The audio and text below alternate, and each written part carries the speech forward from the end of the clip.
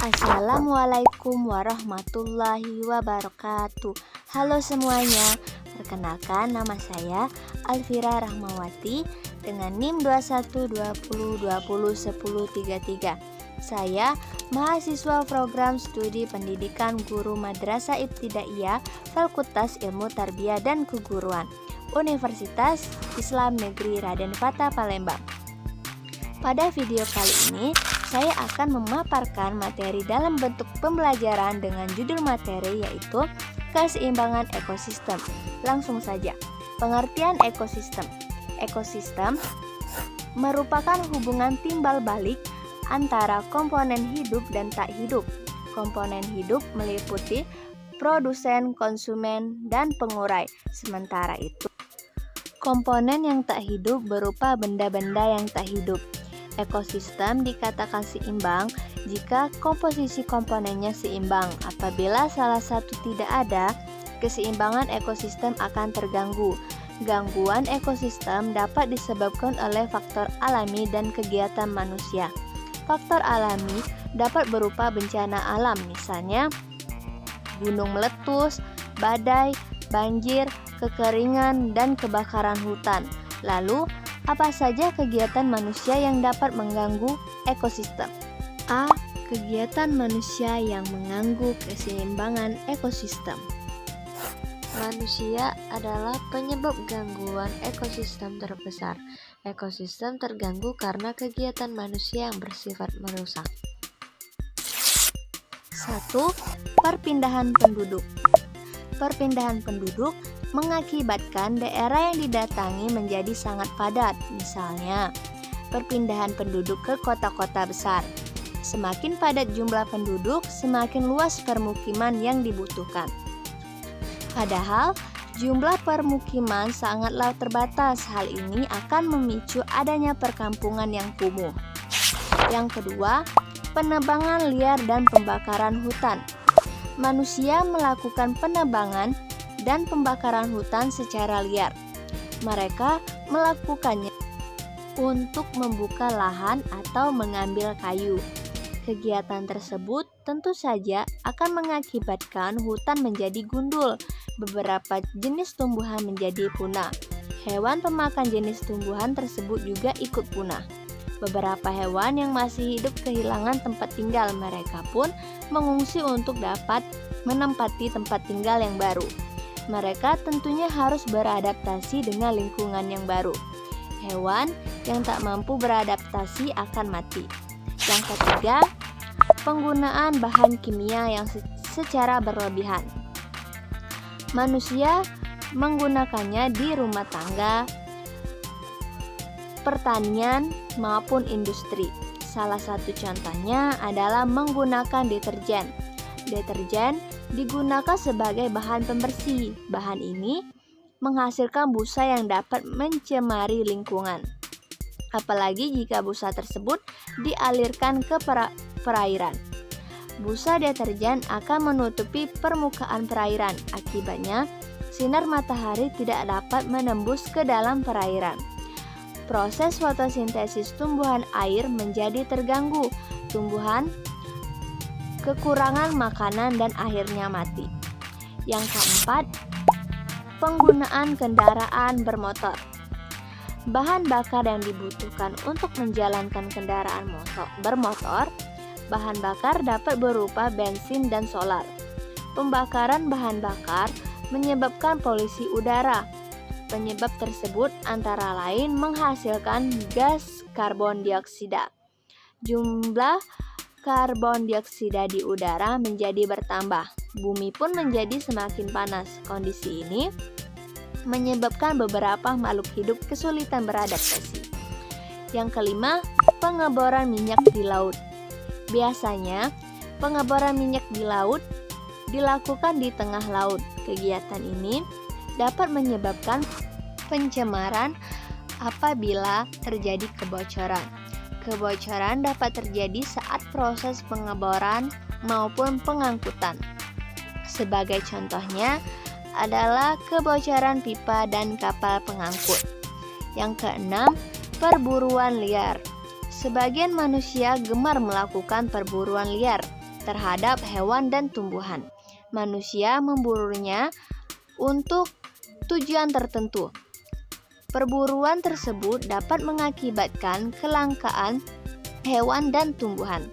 Jika tidak dihentikan, perburuan liar dapat menyebabkan kepunahan yang mengakibatkan keseimbangan ekosistem menjadi terganggu.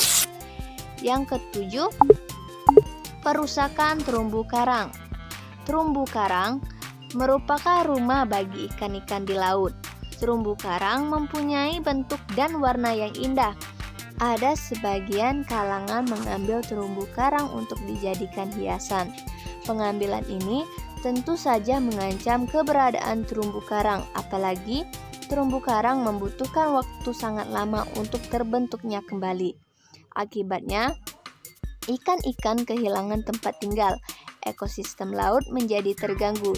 Jika dibiarkan, lambat laun ikan-ikan akan punah. B. Pemanfaatan bagian tubuh hewan dan tumbuhan. 1. Hewan yang diburu manusia. Biasanya hewan yang diburu manusia adalah hewan langka. Beberapa di antaranya yaitu 1. Rusa. Rusa memiliki 2 tanduk pada kepalanya. Rusa jantan biasanya mempunyai tanduk yang bercabang. Setiap tanduk tersebut dapat bercabang 2 atau 3.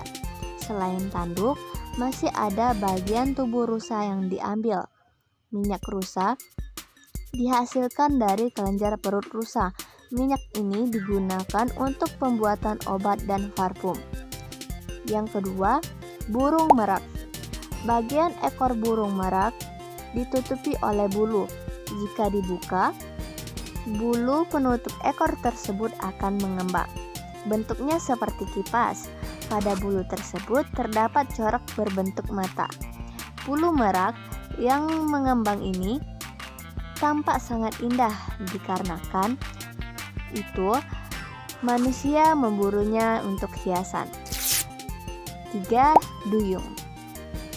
Duyung merupakan hewan menyusui yang hidup di laut. Duyung bukan ikan, namun sering disebut ikan duyung. Manusia memburu duyung untuk mengambil dagingnya. Menurut mereka, daging duyung memiliki rasa yang lezat. Selain daging, taring dan minyak duyung juga dicari. Yang keempat, hiu. Hiu diburu untuk diambil daging, sirip, dan tulangnya. Sirip dan daging hiu dijadikan makanan yang lezat. Tulang rawan hiu dapat menyembuhkan penyakit tulang dan persendian. Yang kelima, harimau. Harimau diburu manusia untuk diambil kulitnya.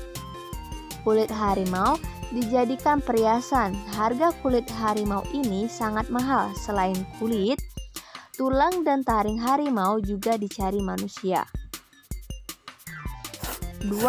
Tumbuhan yang dimanfaatkan oleh manusia. Selain hewan, beberapa tumbuhan pun dimanfaatkan secara berlebihan oleh manusia. Di antaranya adalah 1. Ulin. Pohon ulin memiliki batang yang besar. Kayunya bersifat sangat kuat. Karena kuatnya, kayu ulin disebut pula kayu besi. Kayu ulin dimanfaatkan untuk membuat atap rumah dan kusen. Yang kedua, kemiri. Pohon kemiri dapat berumur 50 hingga 60 tahun. Pohon kemiri menghasilkan biji buah yang bisa dijual. Dalam setiap buahnya bisa dijumpai 2 biji kemiri. Biji kemiri dapat diolah menjadi minyak kemiri. Yang ketiga, kemenyan. Pohon kemenyan disadap getahnya. Untuk penyadapan yang pertama, warna getahnya putih. Pada penyadapan selanjutnya, warna getahnya semakin hitam. Kemenyan yang baik memiliki getah berwarna kuning mirip emas. Getah yang disadap dibiarkan mengalir di batang. Sekitar 3 bulan kemudian, getah kemenyan baru diambil. Getah ini sudah membeku. Getah kemenyan berbau sangat harum. Getah ini digunakan untuk bahan pembuatan rokok dan obat-obatan. Yang keempat, kayu manis. Kayu manis merupakan pohon rempah-rempah. Kulit kayu manis sangat beraroma, terasa manis dan pedas. Karenanya, kulit ini digunakan sebagai bumbu masak. Kulit ini juga ditambahkan pada beberapa minuman, misalnya minuman jahe dan anggur panas. Yang kelima, aren atau enau. Pohon aren mirip dengan pohon kelapa. Hampir semua bagian pohonnya dapat dimanfaatkan. Daunnya dapat digunakan untuk membuat atap rumah. Lidi dari daun dapat disatukan menjadi sapu.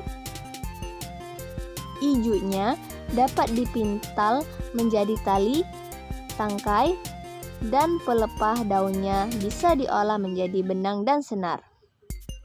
C. Hewan dan tumbuhan langka. Manusia terus saja melakukan perburuan liar. Hal ini mengakibatkan keseimbangan ekosistem terganggu, apalagi jika hewan dan tumbuhan yang diburu jumlahnya terbatas. Hewan dan tumbuhan dapat menjadi langka. Kelangkaannya juga dapat terjadi karena perubahan lingkungan yang drastis. Adapun berbagai jenis hewan langka di Indonesia. Asal daerah yaitu Sumatera. Jenis hewan langkanya yaitu harimau, orangutan, badak Sumatera, tapir, ular sanca, dan gajah Asia. Asal daerah yaitu Jawa. Jenis hewan langkanya harimau Jawa dan banteng. Asal daerah Kalimantan. Jenis hewan langkanya adalah orangutan.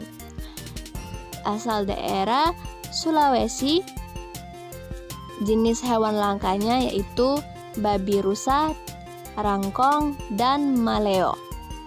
Berbagai jenis tumbuhan langka di Indonesia. Yang pertama, asal daerahnya yaitu Sumatera. Jenis tumbuhan langkanya bunga bangkai dan kemenyan. Yang kedua, asal daerah dari Jawa. Jenis tumbuhan langkanya itu nangka celeng, kluwak, bendo, mundu, dan sawo kecil. Dari Kalimantan, jenis tumbuhan langkanya yaitu kayu besi atau kayu ulin. Asal daerah yaitu Papua. Jenis tumbuhan langkanya matoa. D. Pelestarian makhluk hidup. Ekosistem terbentuk dari makhluk hidup dan lingkungannya. Ekosistem dapat berjalan seimbang jika tidak ada gangguan. Sebaliknya, adanya gangguan yang mengakibatkan ekosistem tidak seimbang. Contohnya adalah kepunahan suatu jenis makhluk hidup. Kepunahan dapat terjadi karena perubahan lingkungan yang drastis. Kepunahan tersebut dapat mengurangi keanekaragaman makhluk hidup. Pelestarian makhluk hidup sangat penting untuk memenuhi kebutuhan masyarakat. Masyarakat dapat mengambil berbagai manfaat dari hewan dan tumbuhan. Pemanfaatan yang bisa dilakukan antara lain 1. Pengambilan tumbuhan dan hewan untuk memenuhi kebutuhan, misalnya untuk bahan bangunan, makanan, obat, dan perhiasan. Yang kedua, menciptakan lingkungan yang nyaman dengan tumbuhnya berbagai pohon.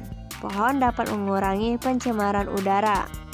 Yang ketiga, memanfaatkan hewan dan tumbuhan untuk membuat taman rekreasi.